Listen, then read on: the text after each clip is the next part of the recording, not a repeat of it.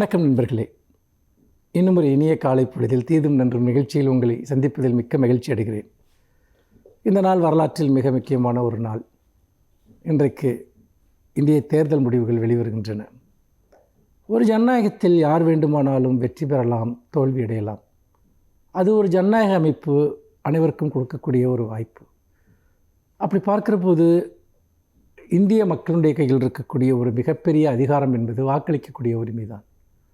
எந்த உரிமையை மக்களிடமிருந்து பறித்தாலும் வாக்களிக்கக்கூடிய உரிமையை யாரும் பறிக்க முடியாது என்பதுதான் மக்களுடைய கடைசி நம்பிக்கையாக இருக்கிறது, கடைசி ஆயுதமாக இருக்கிறது.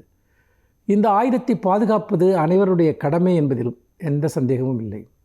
இந்த நாட்டில் மக்களிடம் வாக்களிக்கிற உரிமையும் ஆட்சியாளர்களை தீர்மானிக்கிற உரிமையும் இருக்கிற வரைக்கும் தான் இந்த அமைப்பு சிதைந்து போய்விடாமல் பாதுகாப்பாக இருக்கும். எங்கு ஜனநாயகம் இல்லையோ அங்கு பேரழிவுகள் ஏற்படுவது நிச்சயம்.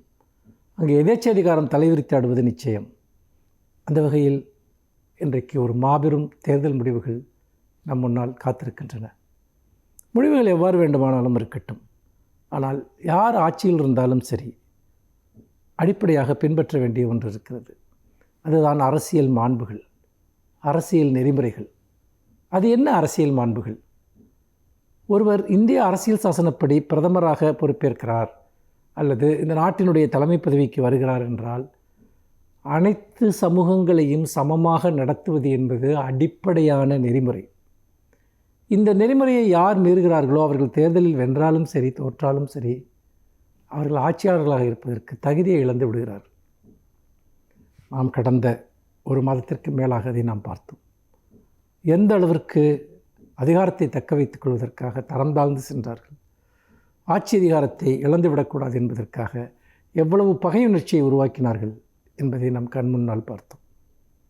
உண்மையில் அது அரசியலினுடைய வீழ்ச்சி மட்டுமல்ல, வரலாற்றில் ஏற்பட்ட ஒரு பெரும் பிழை என்று தான் நான் பார்க்கிறேன்.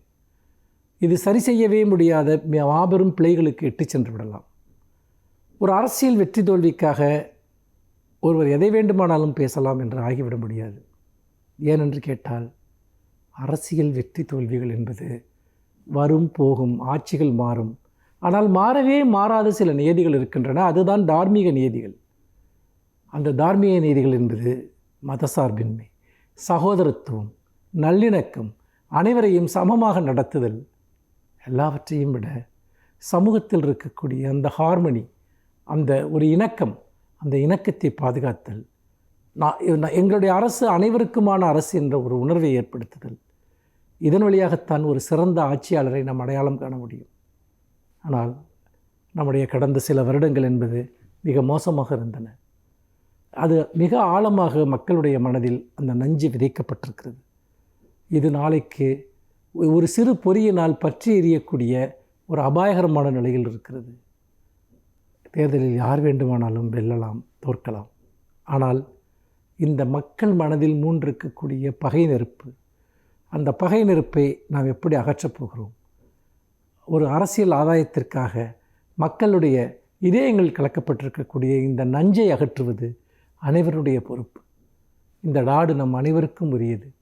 இந்த நாடு நம் அனைவருக்கும் பொதுவானது. அந்த உணர்வோடு தான் நாம் தேர்தல்களை சந்திக்கிறோம், தேர்தல் முடிவுகளுக்கு காத்திருக்கிறோம். வெறுப்பாளர்கள் அவர்களுக்கு தொடர்ந்து அதிகாரம் கிடைத்தால் இந்த நாடு என்பது ஒரு மிகப்பெரிய ஒரு இருளை சந்திக்க வேண்டியிருக்கும். ஆனால் அந்த இருள் அகற்றப்பட்டு ஒளி பிறக்கும் என்பதுதான் நாட்டு மக்கள் அனைவருடைய நம்பிக்கையாகவும் இருக்கிறது. நம்புவோம். மீண்டும் இன்னும் ஒரு புதிய சிந்தனையோடு உங்களை சந்திக்கிறேன். நன்றி, வணக்கம்.